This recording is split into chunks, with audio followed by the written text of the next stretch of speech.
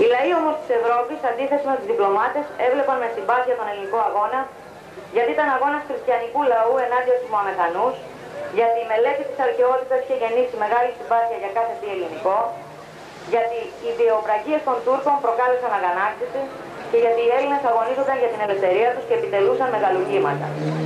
Η συμπάθεια των ευρωπαϊκών λαών στους Έλληνες γέννησε το φιλελληνικό κίνημα. Δεν είναι εγωισμός ούτε σοβινισμός η υπόμνηση των μεγάλων ιστορικών μας σταθμών, γιατί αποδεικνύουν πόσο σημαντική υπήρξε η συμβολή της ελληνικής φυλής στην πορεία της ανθρωπότητας. Ο πόθος της λευτεριάς φλόγησε τις ψυχές των σκλάβων και οδήγησε στην ομοψυχία κληρικούς και λαϊκούς. Στον αγώνα συμμετείχαν ισότιμα άντρες και γυναίκες. Ο Ρήγας γίνεται...